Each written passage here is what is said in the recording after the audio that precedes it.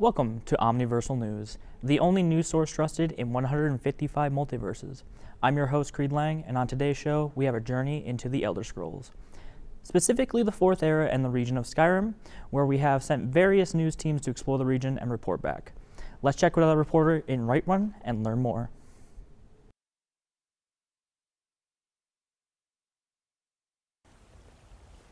Reporting live from Whiterun, I'm Raymond Fairfax. We are waiting just below the Cloud District for approval to meet with Jarl Bulworth the Greater. As Whiterun is Skyrim's commercial heart, you cannot just walk in and meet with the Jarl.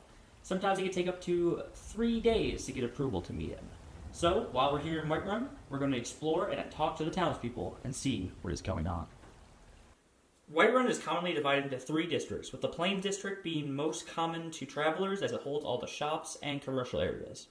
The Wind District is where the housing and religious areas are, while the Cloud District is home to the Jarl's Palace, Dragon's Reach. So named for the dragon Numinex, which was captured and imprisoned here in the First Era by King Olaf One-Eyed. Now you'll notice behind me is a statue to Talos, which under the White Gold Concordant is illegal. One of many nationwide acts of protest against the Aldmeri Dominion and the treaty that the Empire signed 25 years ago. Now the Nords have a special antagonism towards the Aldmeri Dominion. Powerful Talos, we are onward. As you can see, religious conviction has not slowed despite the Concordant, leading to the Stormcloak Rebellion just a few short months ago. Skyrim is being plunged into chaos, and as the only hold that hasn't openly pledged towards the Empire or the Stormcloaks, many eyes turn to Jarl Bulworth the Greater, wondering where his allegiance lie. Reporting live, I'm Raymond Fairfax.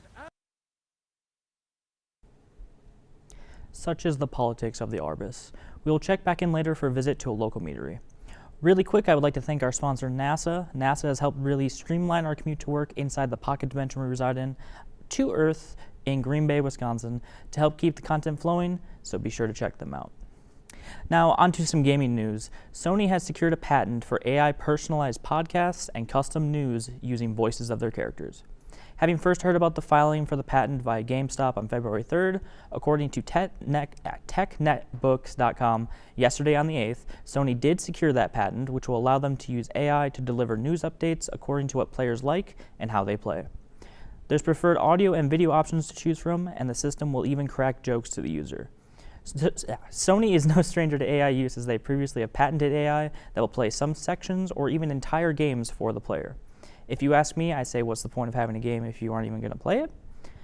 One potential drawback I am seeing, though, is that voice actors may not be given credit or compensation for the AI using their voices of those characters. As with anything coming out, we'll have to wait and see exactly how it is implemented. I'm being told right now, ladies and gentlemen, that our team on the ground in Whiterun has finished a tour of Honningbrew Meadery. We go live there now to see what they found out.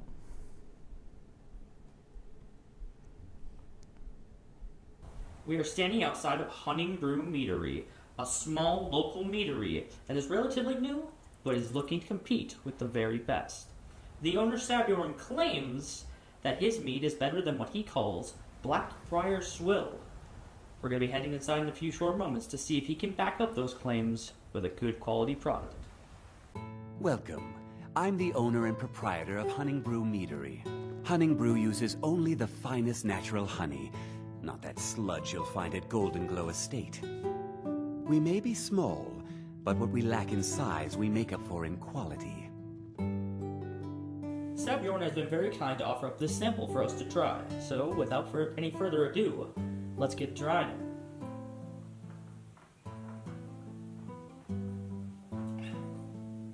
Very interesting.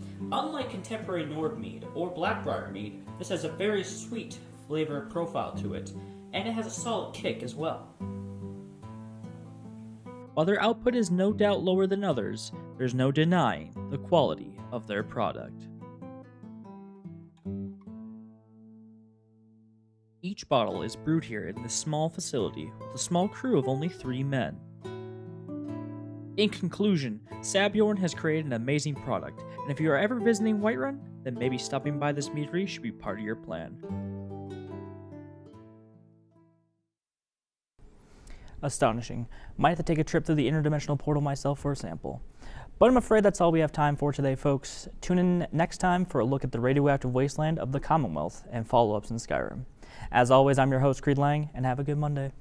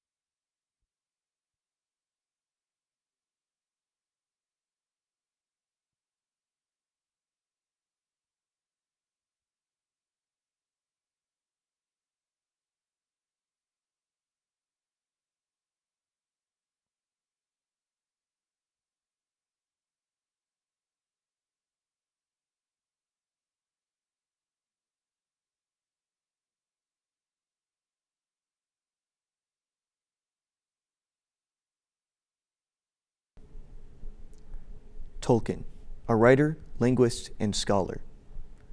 J.R.R. Tolkien is known as the father of fantasy. His ability to create such a masterful and intricate world is like no other. In this episode of Tolkienary, I'm going to be going through Tolkien, his early life, his inspirations, and to top it all off, a segment from one of his books read by yours truly. Tolkien was born January 3rd, 1892. He's most famous for writing the famous fantasy novels The Hobbit and The Lord of the Rings. He lived in Birmingham, England. His father was a bank manager, and after his father's death, his mother converted to Roman Catholicism when he was just 8 years old. He grew up to be married to a woman named Edith Bratt. Education. He went to King Edward's School of Birmingham and then to Exeter College in Oxford. He briefly saw action in the war, World War I in 1919. Later on in Tolkien's life, he became an English teacher. He taught students Old and Middle English, the these, thous, and thys. Fun fact, J.R.R. Tolkien was actually friends and colleagues with another famous fantasy author, none other than the great C.S. Lewis. For those who don't know, C.S. Lewis was the author behind the Chronicles of Narnia, and especially the book The Lion, the Witch, and the Wardrobe. The two would later form a literary group among their friends called the Inklings. It is the Inklings that Tolkien dedicated, in part, his book Lord of the Rings to. Tolkien had always been obsessed with mythology and legend, and not only that, he was also obsessed with languages. Tolkien had a vision, you see, a vision of a world completely unlike his own. Each race had their own culture and language. He fills the world with magical creatures we could only hope to see in fiction. Yes, you heard that right. Tolkien created entire languages for his world. Each one is phonetically different from the other.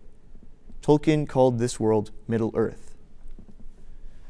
A creature you will see pop up numerous times in Middle-earth are spiders, but these aren't just any spiders. These spiders are large, with insect eyes and venomous stingers. Dark creatures they are.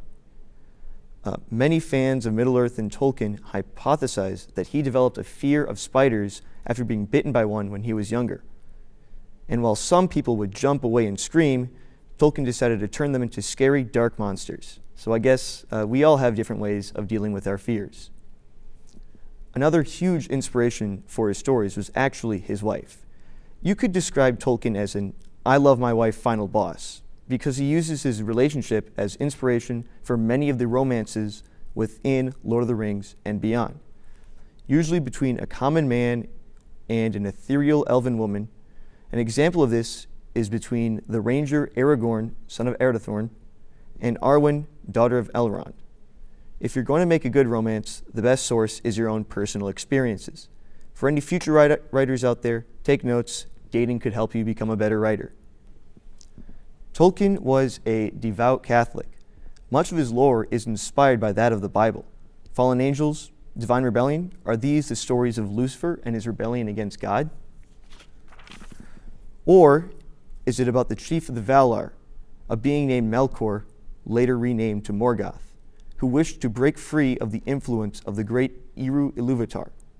Not only are the stories similar, but there's also something to take into account here, the themes as well. Tolkien draws a clear line between good and evil. The orcs are bad, the men are good. You'll notice that this theme is very common in many fantasy novels. Tolkien was also an environmentalist. Tolkien's stories also held many environmental themes. When he wrote about war in his stories, he made clear its effects on nature, how the enemy follows a more industrial aesthetic compared to that of elves, dwarves, and men. After the end of Lord of the Rings, the four hobbits returned to the Shire to find it completely industrialized due to Saruman's influences. Now, before we can go any further, I'd like to mention today's ad, traditional whole rye crisp bread, inspired by that of Lord of the Rings' magical lembas bread, the bread that helped Sam and Frodo on their journey to destroy the One Ring. Now finally, here is a segment of the first chapter of the Silmarillion.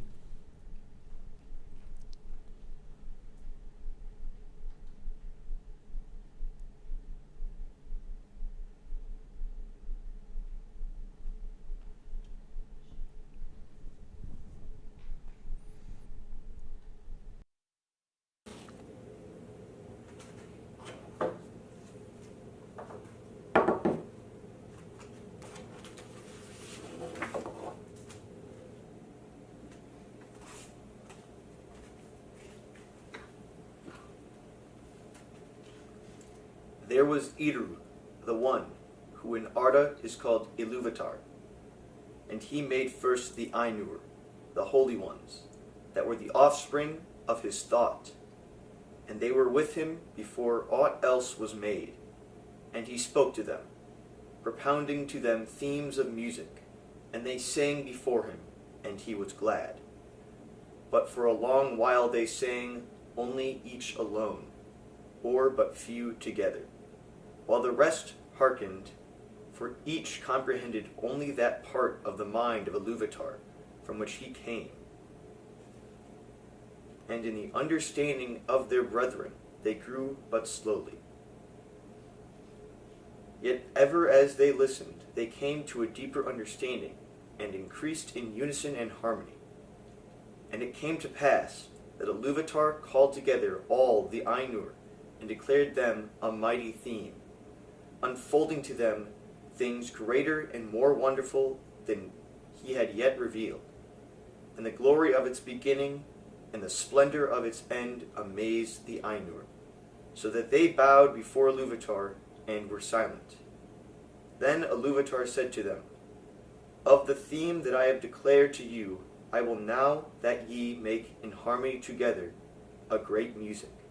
And since I have kindled you with the flame imperishable, you shall show forth your powers in adorning this theme, each with his own thoughts and devices, if he will.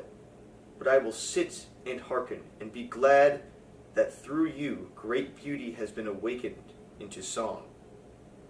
Then the voices of the Ainur, like unto harps and lutes and pipes, and trumpets and viols and organs, and like unto countless choirs singing with words, began to fashion the theme of Ilúvatar to a great music, and a sound arose of endless interchangeable melodies woven in harmony, that passed beyond hearing into the depths, and into the heights and the places of the dwelling of Ilúvatar, were filled to overflowing, and the music and echo of the music went out into the void. And it was not void. Never since have the Ainur made any music like to this music. Though it has been said that a greater still shall be made before Ilúvatar by the choirs of the Ainur and the children of Ilúvatar before the end of days, then the themes of Ilúvatar shall be played aright, to take being in the moment of their utterance. For all shall then understand fully his intent in their part, and each shall know the comprehension of each, and Iluvatar shall give to their thoughts the secret fire, being well pleased. But now Iluvatar sat and hearkened. For a great while it seemed good to him, for in the music there were no flaws. But as the theme progressed, it came into the heart of Melkor, to interweave matters of his own imagining that were not in accord with the theme of Iluvatar, for he sought therein to increase the power and glory of himself. To Melkor among the Ainur, who had been given the greatest gifts of power and knowledge, and he had to share in all the gifts to his brethren. He had gone often alone into the void, places seeking the imperishable flame, for desire grew hot within him, to bring into beings of his own, and it seemed to him that Iluvatar took no thought for the void, and he was impatient of its emptiness. Yet he found not the fire, for it is with Iluvatar. But being alone, he had begun to conceive thoughts of his own, unlike those of his brethren. Some of those thoughts grew. He now wove into his music, and straightway discourse arose around him. And many that sang nigh him grew despondent, and their thought was disturbed, and their music faltered. But some began to attune their music to his, rather than to thought, which they had at first. Then the discord of Melkor spread ever wider, and the melodies which had been heard before foundered in the sea of turbulent sound. But Iluvatar sat and hearkened until it seemed that about his throne there was a raging storm, as of dark waters that made war upon one another in an endless wrath that would not be assuaged. Then Iluvatar rose, and the Ainur perceived that, he smiled, and he lifted up his left hand, and a new theme began amid the storm, like and yet unlike to the former theme, and it gathered power and had new beauty. But the discord of Melkor rose in uproar and contended this new beauty. And again there was a war of sound more violent than before, until many of the Ainur were dismayed and sang no longer, and Melkor had the mastery. Then again Iluvatar rose, and the Ainur perceived that his countenance was stern, and he lifted up his right hand, and behold, a third theme grew among the confusion. It was unlike the others, for it seemed at first soft and sweet, a mere rippling of gentle sounds and delicate melodies. But it could not be quenched, and it took to itself power and profundity. It seemed at last that there were two musics progressing at one time before the seat of Iluvatar, and they were utterly at variance. The one was deep and wide and beautiful, but slow and blended with an immeasurable sorrow from which its beauty chiefly came. The other had now achieved a unity of its own, but it was loud and vain, endlessly repeated, and it had little harmony, but rather a clamorous unison, as many trumpets braying upon a few notes, and it essayed to drown the other music by the violence of its voice. But it seemed that most triumphant notes were taken by the other and woven into its own solemn pattern. In the midst of this strife, whereat the halls of Iluvatar shook, and a tremor ran out into the silence yet unmoved, Iluvatar arose a third time, and his face was terrible to behold. Then he raised up both his hands, and in one chord, deeper than the abyss, higher than the firmament, piercing as the light of the eye of Iluvatar, the music ceased. Then Iluvatar spoke, and he said, "Mighty are the Ainur, and the mightiest among them is Melkor. But that he may know that all the Ainur and that I am Iluvatar, those things that have yet to be sung, I will show them forth, that ye may see what ye have done, and thou, Melkor, shalt see that no theme may be played in hath not its uttermost source in me, nor can any alter the music in my despite. For what he attempteth shall prove but mine instrument in the devising of things more wonderful, which he himself hath not imagined." When the Ainur were afraid, and they did not comprehend the words that were said to him, and Melkor was filled with shame, of which came secret anger. But Iluvatar rose in splendor, and he went forth from the fair regions that he had made from the Ainur, and the Ainur followed him. But when they were come into the void, Iluvatar said to them, Behold your music. And he showed to them a vision, giving to them sight, where before was only hearing, and they saw a new world made visible before them. And it was globed amid the void, and it was sustained therein, but was not of it. And as they looked and wondered, this world began to unfold its history, and it seemed to them that it lived and grew. For when the Ainur had gazed for a while, they were silent. Iluvatar said again, Behold your music. This is your minstrelsy, and each of you shall find contained herein, amid the design that I set before you, all those things which it may seem that he himself devised or added, and thou, Melkor, wilt discover all the secret thoughts of thy mind, and wilt perceive what they are, but a part of the whole of tributary to its glory. And many other things Iluvatar spoke to the Ainur at that time, and because of the memory of their words, and the knowledge that each has of the music that he himself made, the Ainur knew much of what was and is to come. And few things are unseen by them. Yet some things are there, or they cannot see, neither alone nor taking counsel together. For to none but himself has Iluvatar revealed all that he has in store. And in every age there come forth things that are new and have no foretelling. For they do not proceed from the past. And so it was that as this vision of the world was played before them, the Ainur saw that it contained things which they had not thought. And they saw with amazement the coming of the children of Iluvatar, and the habitation that was prepared for them. And they perceived that they themselves, in labor of their music, had been busy with the preparation of this dwelling, yet knew not it had any purpose beyond its own beauty. For the children of Iluvatar were conceived by him alone, and they came with the third theme, and they were not in theme which Iluvatar propounded at the beginning. And none of the Ainur had part in their making. Therefore, when they beheld them, the more did they love them, being things other than themselves, strange and free, wherein they saw the mind of Iluvatar reflected anew, and learned yet a little more of his wisdom, which otherwise had been hidden even from the Ainur.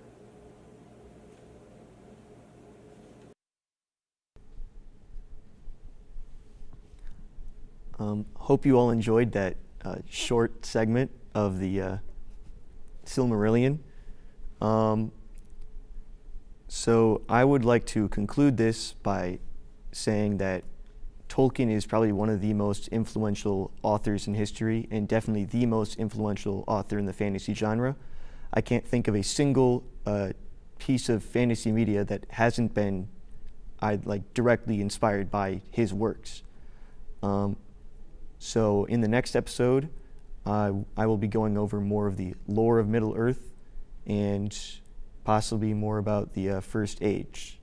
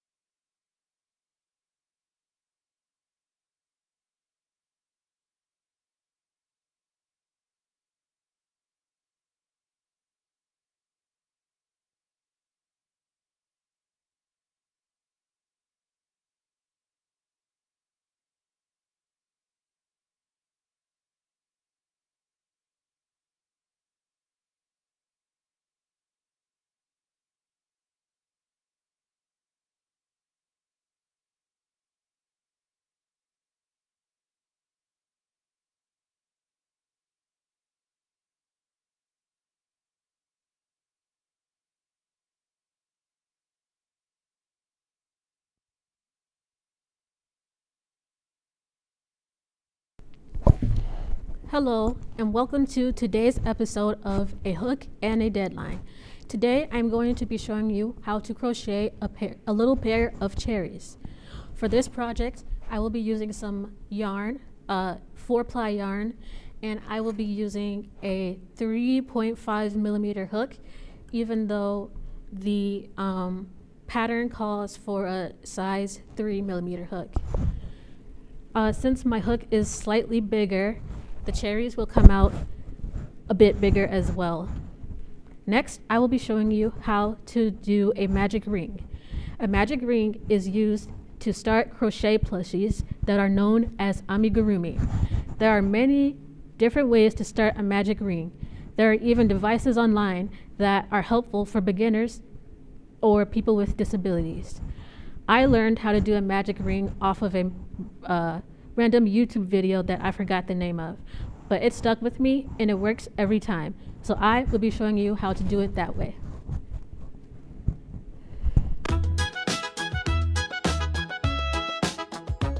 Today I will be showing you how to make a magic ring. So first we're going to take the tail end of our yarn, and the first step is to drape it over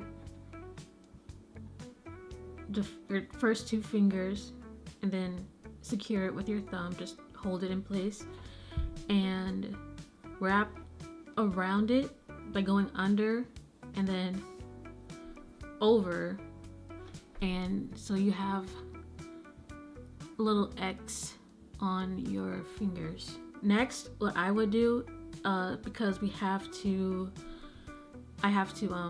lift this part of the string up eventually, I wrap it around my ring finger and then over my pinky. But there's no set way to do this. I'm honestly just doing what feels comfortable, but you do have to have the X over your fingers. So the first step, I take my hook. I can't see. I take my hook and I put it under the, I don't know, I would call this the second loop, but I think it's the first one. And then over the first loop and pull it up. And then, you see this part right here? This is the part that we need to lift up for later. I would go under and pull that through that loop. And if you let go, you'll see this little ring. And that is what counts as your magic ring. Now that we have the ring part of the magic ring, the next step is to put 6 single crochet stitches into the magic ring. In this pattern, I will be using US terms and not UK terms. Unfortunately, there are different names for the same type of stitch, and it can get a little confusing if you're a beginner. For example, a US single crochet is the same as a UK double crochet. Now, I will be showing you how to single crochet into the magic ring.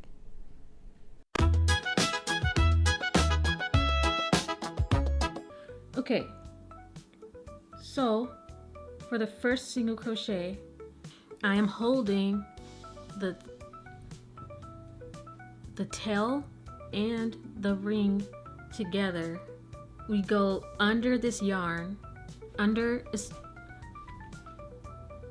it's like going inside of the ring, and then you go over and pull this through the ring so that it looks like there are 2 loops on your hook.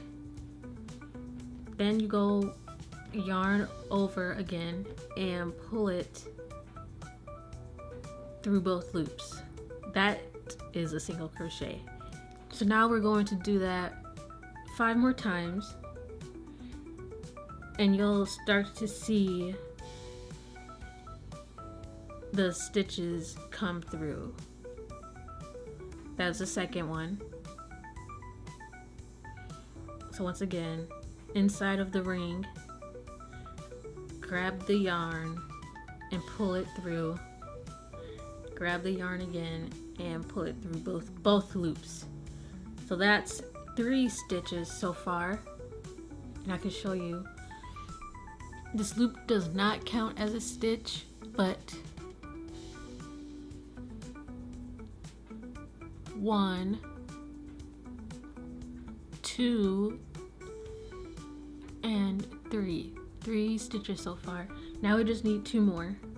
Okay. Into the ring.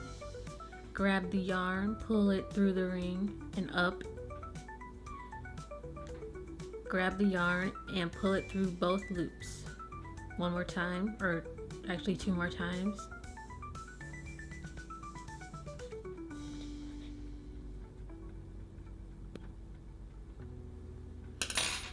Alright, now you have 6 single crochets stitched into the magic ring. Now this is personally my favorite part. We take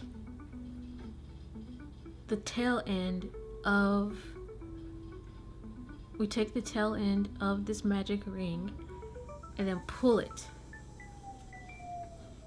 as tight as you can. Pull it as tight as you can.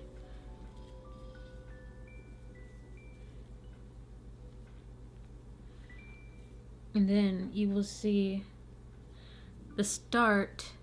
I'll take the hook out. The start of a little circle.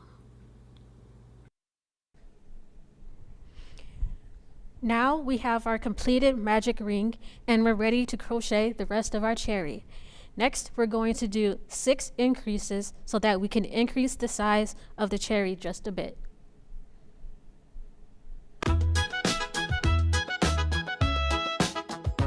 The next step to crocheting our cherries is to increase 6 times. Find the first stitch. It is kind of recognizable by the little V's right here. So to perform a single crochet, you would just yarn over,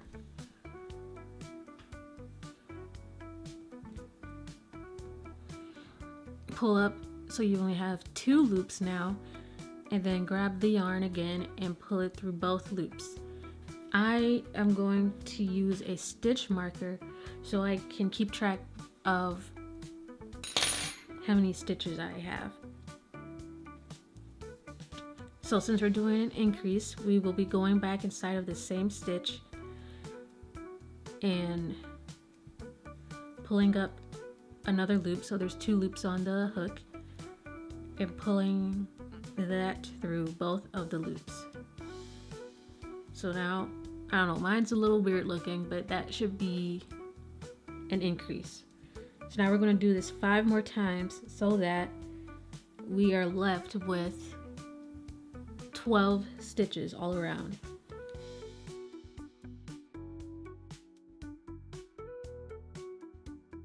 I just did 2 increases, and judging by where my stitch marker is, you could see that there are 1, 2, 3, 4 stitches because we did 2 increases.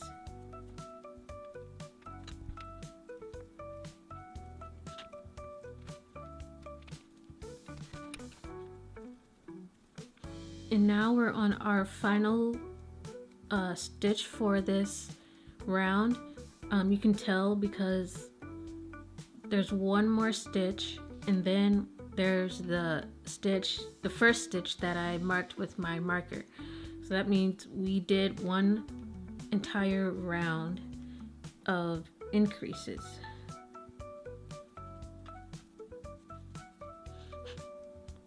If you want to count your stitches, you can. I will not be, but you can see how it's already slightly bigger than when we started off with the 12 single crochets. Sorry, the 6 single crochets inside of the magic ring. The next 2 rounds are pretty simple. We will just do 2 rounds of a single crochet in each stitch. This is to make the cherry taller to increase size, but it's not necessarily going to make it any wider than it already is.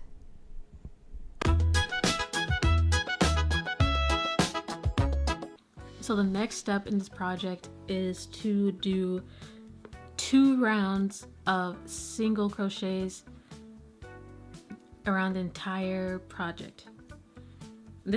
I'd say this is the easiest part because we already learned how to do single crochets. So, and all we have to do is do that about 24 times. This is where my stitch marker just was. You can kind of see a little hole there. So we go into that stitch, yarn over, pull up 2 loops, yarn over, and pull through both loops. Whoops. And now I will stitch mark the first stitch once again. Repeat that throughout the entire round.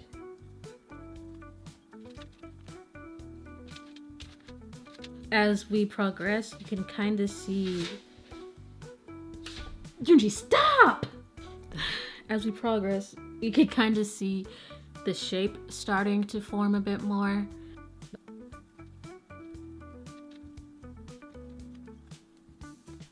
This is what it looks like after 2 rounds of 12 single crochets.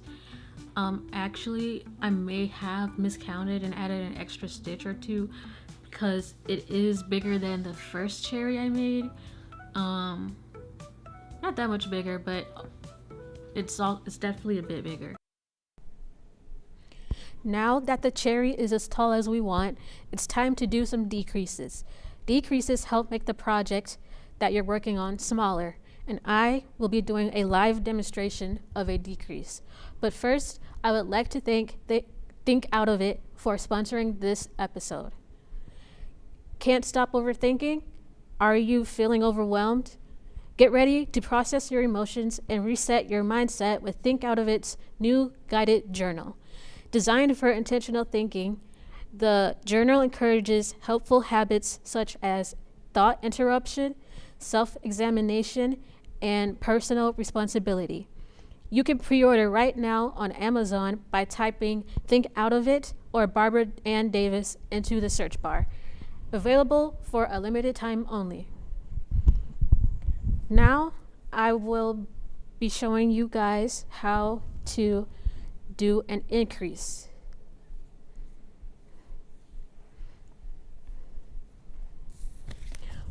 For this part of the project, we will need scissors, a yarn needle, and some stuffing. So I'm going to take out my stitch marker here, and in order to do an increase, you enter your hook into the first stitch and then yarn over so that you have 2 loops on your hook. Next, you want to go into the next stitch, yarn over, pull up another loop so that you have 3 loops on your hook. Next, you want to yarn over again and then pull that through all 3 loops that were on your hook. Next, the pattern calls for a single crochet, so I will be doing that, and we already know how to single crochet. Whoops. And so we will repeat what we just did until we get to the end of the round. So I'm going to show you how to decrease again. Insert your hook into the next stitch, yarn over, pull up a loop. So there are 2 loops on your hook. And then insert into the next stitch, yarn over, pull up a 3rd loop. So there are 3 loops on your hook. Yarn over once again and pull through all 3 loops that were on your hook. And then again, single crochet into the next stitch. And then we will just repeat that until the end of the round.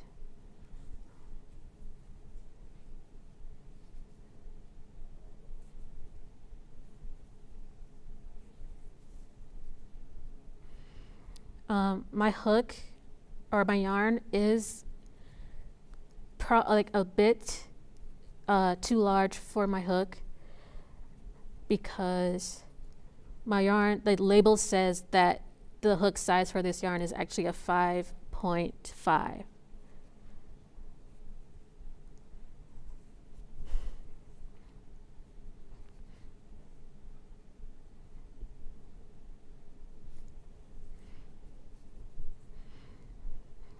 All right. Now that completes the decrease round, and now we are going to stuff the cherry.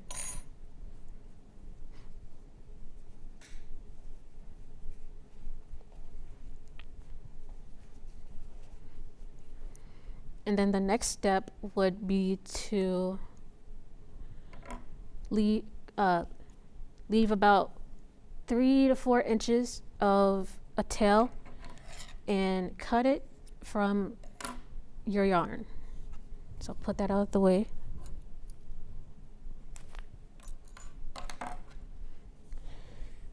The last step is to sew around the,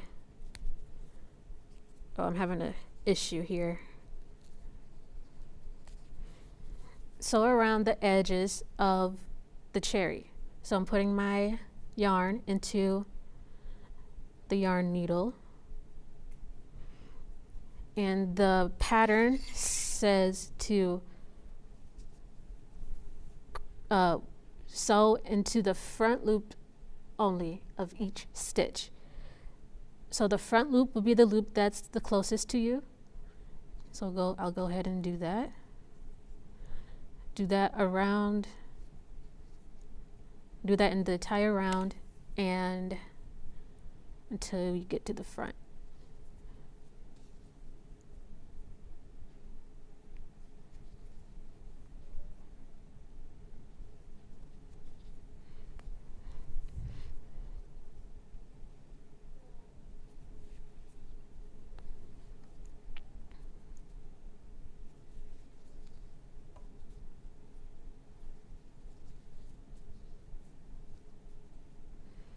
All right, I believe this is our last loop.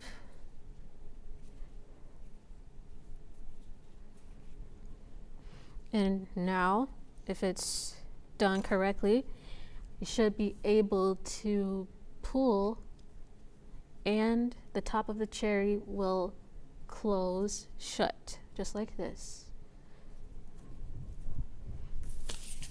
All right, so we have our first cherry.